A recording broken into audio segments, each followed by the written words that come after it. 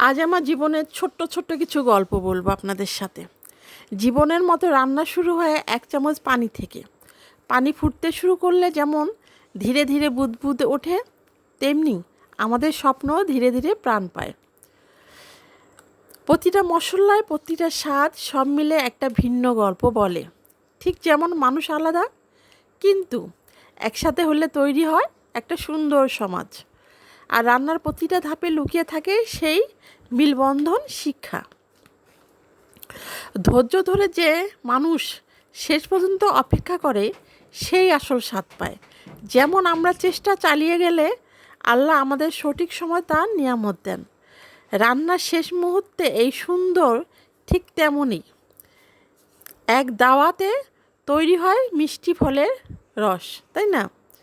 আপনারা যত পরিশ্রম করবেন, যত সফলতার দিকে এগোবেন, ইনশাআল্লাহ সফলতা আপনার কাছে ধরা দিবেই।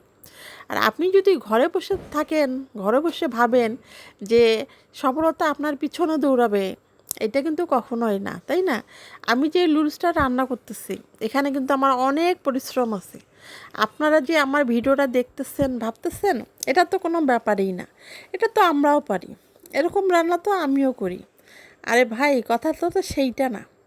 আমার রান্নাটা আপনারা দেখতে পাচ্ছেন, আর এই দেখানোর জন্য যে আমি কত পরিশ্রম করতেছি, এটা কি আপনারা ভাবতেছেন? এই রান্নাটা শুধু তো রান্না না, এখানে ভালোবাসা আছে, বিশ্বাস আছে, আমার পরিশ্রম আছে, অনেক কিছু মিলেই হয়েছে আজকের এই রান্নাটা। রান্নাটা এত সহজ যদি হতো, তাহলে সবাই তো রান্না করতে পারতো, তাই না? আমরা যখন কারো বাসায় খেতে যাই, দেখা যায় অনেকের বাসায় লবণ কম, ঝাল বেশি। আবার অনেকের বাসায় ঝাল কম, লবণ বেশি। অনেক সমস্যা দেখা যায়।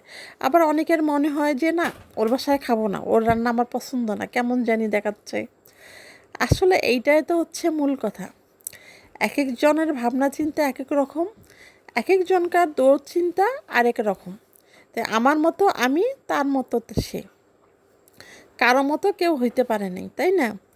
আমরা এইভাবেই যদি চলি, এইভাবেই যদি থাকি, ইনশাআল্লাহ সফলতা আসবেই। সফলতা কেউ ঠেকাতে পারবে না।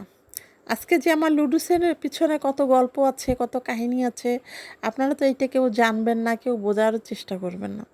ভাবতেছেন সহজ একটা রেসিপি, এটা তো সবাই পারে, আমরাও পারি।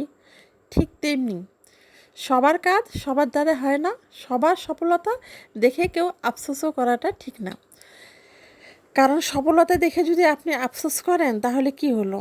তার উপর আপনার হিংসা হলো, রাগ হলো, জিদ হলো। সবসময় এরকম করেই দোয়া করবেন যেন আল্লাহ যেন তার সবসময় ভালো করে।